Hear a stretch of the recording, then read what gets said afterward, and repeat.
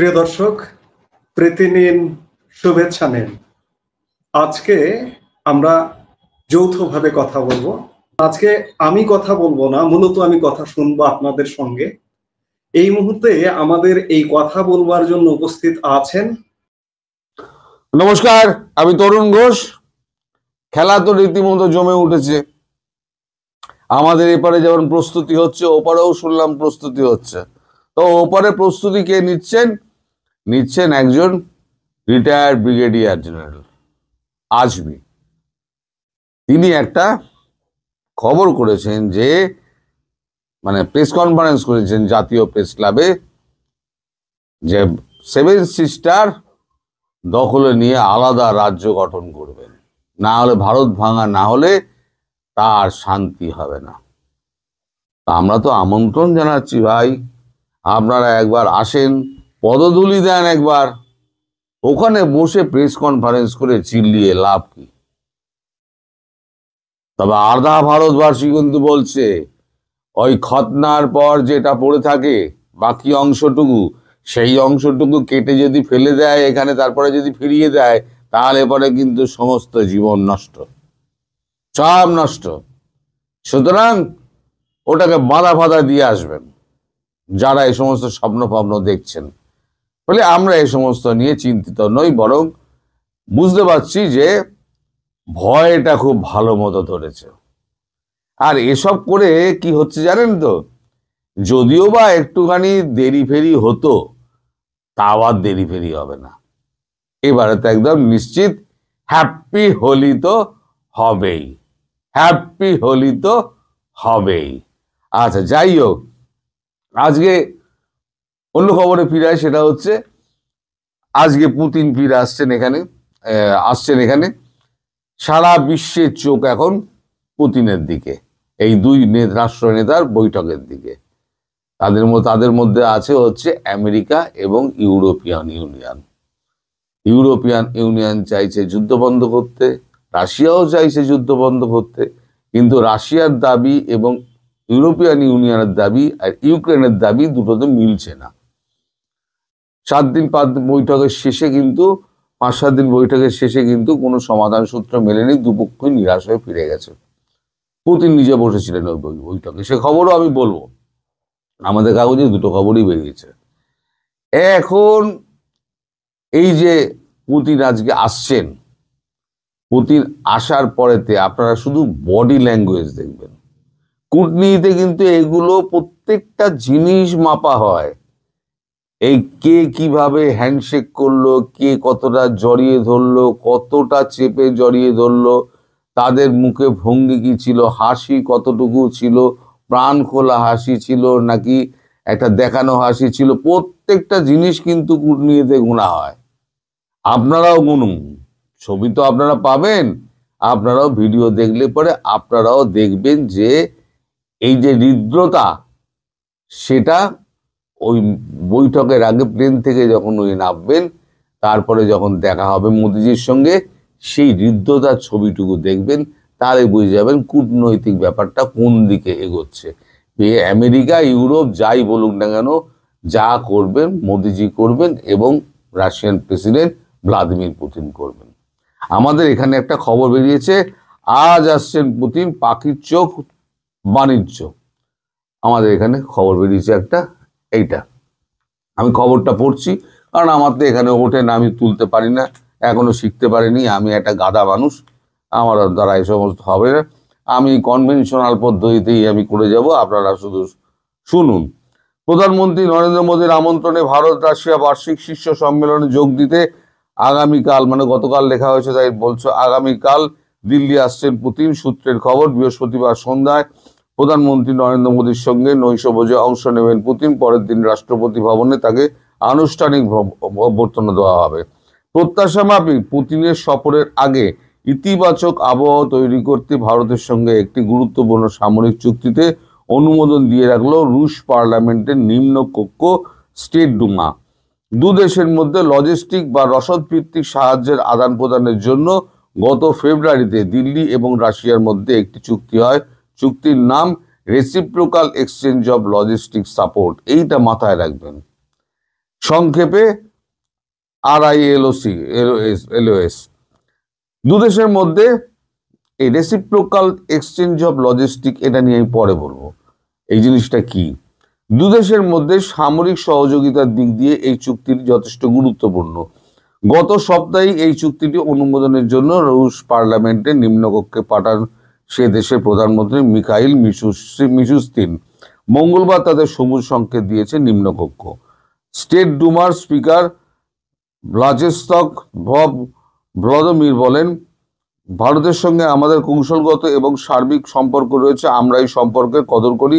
এই চুক্তির অনুমোদন পারস্পরিক সহযোগিতার জন্য এবং আমাদের সম্পর্কের আরো দৃঢ় করবে বলে আমি বিশ্বাস করি। এবার শুনুন নয়াদিল্লির বক্তব্য। বার্ষিক শীর্ষ সম্মেলনে দু দেশের মধ্যে সামরিক কোনো চুক্তি সই বা তা নিয়ে কোনো কিছুই ঘোষণা করা হবে না, যেটা আমি পোস্টে তুলে দিয়েছি। তার মানে যা থাকবে কি চুক্তির মধ্যে তা কিন্তু দু দেশের মধ্যে সীমাবদ্ধ থাকবে, তা নিয়ে প্রকাশ্যে কিছু বলা হবে না, কোনো দেশ কিছু বলবে না। এবার যে যার মতো আন্দাজ করুক কি হচ্ছে না হচ্ছে। তবে সামরিক চুক্তি বেসামরিক চুক্তির মধ্যে যা রয়েছে, বেসামরিক চুক্তি মানে পরমাণু চুল্লি ফুল্লি, তারপরে তো আপনার ডুবোজাহাজ এগুলো হচ্ছে বেসামরিক চুক্তি। দাঁড়ান একটু লাইটটা একটুখানি বাড়িয়ে নি, 1 মিনিট ধরুন, আপনার লাইটটা একটু বাড়িয়ে নি।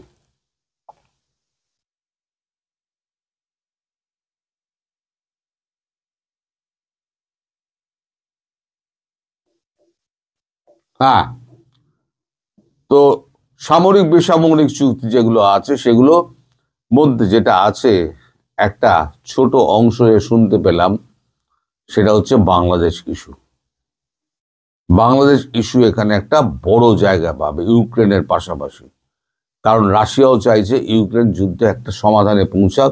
সেখানে যখন জেলেনস্কি যখন মানে রাজি হয়েছে মোদিজির মধ্যস্থতা নিয়ে কথা বলতে, তখন পরে পুতিন নিশ্চয়ই এই সুযোগটা নেবেন এবং মোদিজিও চাইবেন এখানে একটা শান্তি স্থাপন হোক, যাতে রাশিয়া অন্যদিকে মাথা দিতে পারে। এই যুদ্ধ 4 বছর ধরে চলা যুদ্ধ রাশিয়াকে তো ব্যস্ত করে রেখেছে। রাশিয়ার তো পয়সাও ধ্বংস করছে, ইউক্রেন তো কিছু নেই।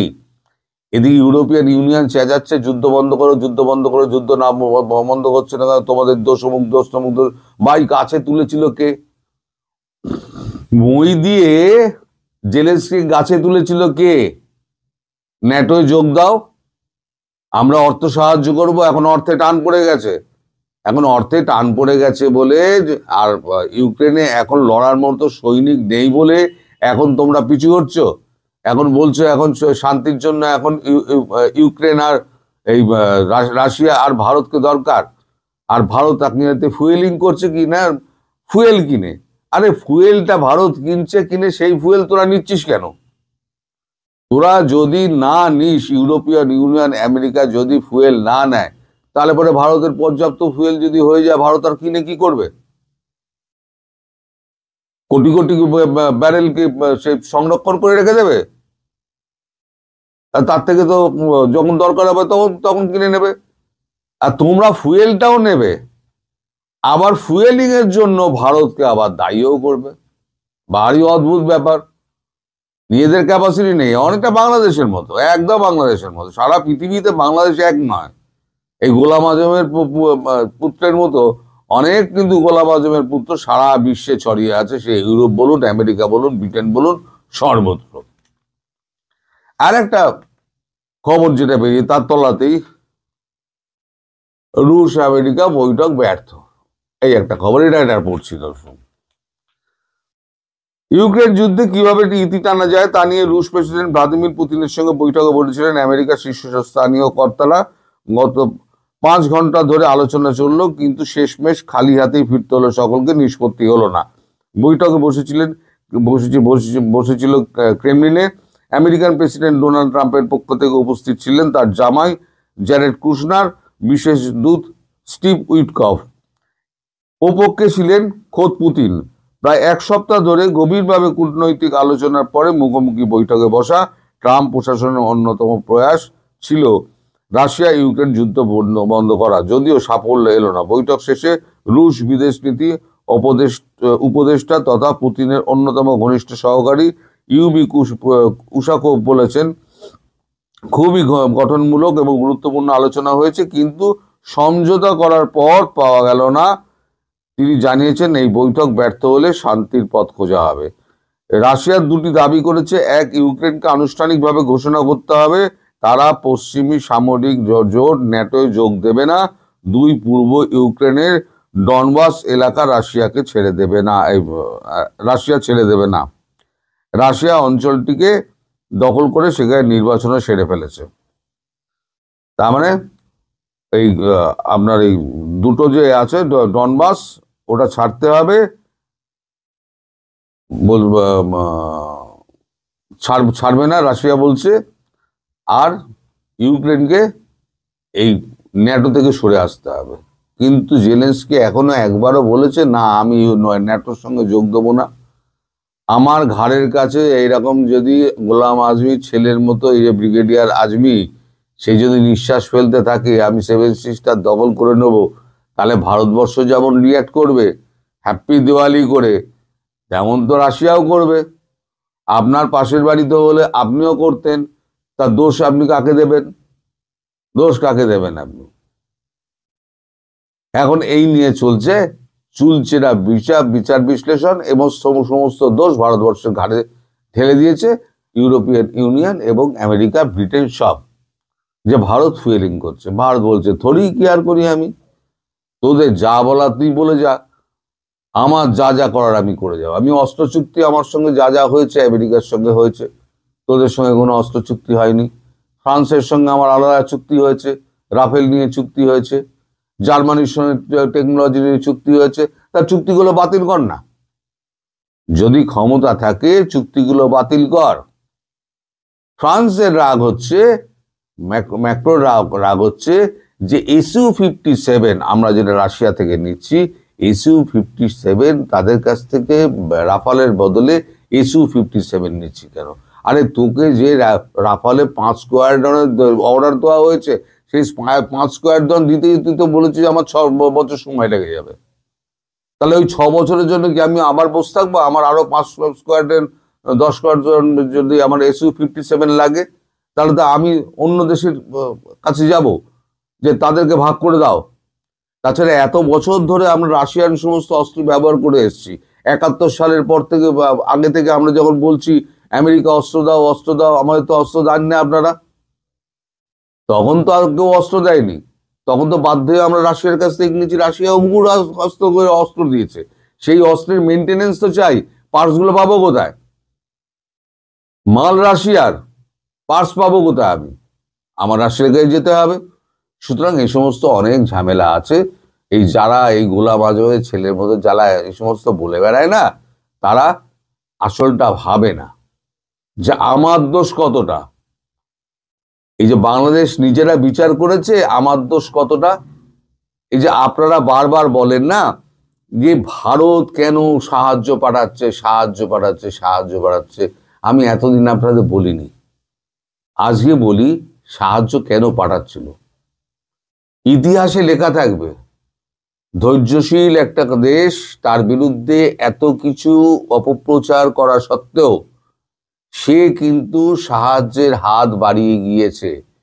যখন একেবারে অপারগ হয়েছে তখন সে আক্রমণ করতে বাধ্য হয়েছে। যেমন পৃথিবীর কাছে মেসেজ গেল, তেমনি ইতিহাস যখন 50 বছর বাদে লেখা হবে যে বিশ্বযুদ্ধ স্বাধীনতার যুদ্ধের পর ভারত স্বাধীনতা এনে দিল সেই যুদ্ধ করে পাকিস্তানের সঙ্গে, সেই পাকিস্তানের সঙ্গে যুদ্ধ করার স্বাধীনতা এনে দেওয়া দেশটাকে আবার আক্রমণ করলো কেন? যখন ইতিহাসটা যখন ঘাঁটা হবে না গুগলে, তখন এই সমস্ত কিছু লেখা থাকবে। সেখানে রিসার্চ যখন হবে তখন এগুলো সমস্ত লেখা থাকবে। ভারত এতদিন অব্দি 1.5 বছরের ওপর ধরে ভারত সাহায্য করে গেছে, যখন দেখেছে একেবারেই হবে না, আঙুল বেঁকাতে হবে। শেখ হাসিনা যেটা বলেছিলেন, সোজা আঙুলে ঘি উঠবে না, আঙুল বেঁকাতে হবে। সুতরাং এখন আঙুল বেঁকানোর সময় হয়েছে, তাহলে হয়ে যাবে হ্যাপি দিওয়ালি। চলো, আজকালের মধ্যেই শুরু হয়ে যাবে হ্যাপি দিওয়ালি। আপনারা নিশ্চিন্ত থাকুন। যারা যারা বলছেন না যে এই যুদ্ধ হবে না, এই যুদ্ধের দিকে আরো ঠেলে দিচ্ছে এই ব্রিগেডিয়ার আজমির মতো লোকেরা। তারা ভারতকে, বাংলাদেশকে তারা খণ্ড খণ্ড করেই ছাড়বে, ঠিক করে নিয়েছে। তো আপনি ভেবে কি করবেন আর আমি ভেবে কি করব, আর ভারতবর্ষের মোদী ভেবে কি করবে? কাল যখন ওই খবরটা আসে, কেজিবির খবরটা যখন আসে, তড়িঘড়ি রাত্রিবেলা আমাদের এখানে একটা মিটিং হয়, কিচেন ক্যাবিনেট মিটিং হয়। তারপরে সেই কিচেন ক্যাবিনেট সোজা গিয়ে প্রধানমন্ত্রীকে রাত্রিবেলা 12:30টার সময় প্রধানমন্ত্রীকে ব্রিফ করেন, এবং প্রধানমন্ত্রী তারপর রাত্রির 8টার সময় 3জন ডিফেন্সের কর্তা এবং তার যে সিডিএস আছেন, চিফ অফ ডিফেন্স স্টাফ, তাদেরকে ডেকে পাঠান। তাদেরকে ডেকে পাঠিয়ে যা বলার বলে দিয়েছেন। এবার তাদের উপর নির্ভর করছে কবে কি করবে না করবে। এবার আপনারা শুধু ওয়েট করুন। হ্যাপি দিওয়ালি তো হবে বলেছি অনেক আগে, অনেকে বলেছে হ্যাপি দিওয়ালি হবে না, ভারত মারবে না, ভারত মারবে না, ভারত মারবে না। আমি বলেছিলাম ভারত মারবে, আমি বলেছিলাম পাকিস্তানকে ভারত মারবে। এবার বলছি বাংলাদেশকে ভারত মেরে খণ্ড খণ্ড করে দেবে, এবং ব্রহ্মস্ত্র অন্তত একটা মারবে আমার কথা অনুযায়ী, একটা তো মারবে, মেরে ওখানে একটা হ্রদ করে দেবে, যেখানে আপনারা ইলিশ মাছ চাষ করবেন আর ধরবেন আর খাবেন, মালপত্র আর কোনো কিছু পাবেন না। অন্তত মানে চাল ডাল তেল নুনের আশা ছেড়ে দিন। দুর্ভিক্ষ আপনাদের দেশে কিন্তু হানা মারছে, শুধু সময়ের অপেক্ষা। সবাই ভালো থাকবেন, সুস্থ থাকবেন, সাবধানে থাকবেন। নমস্কার।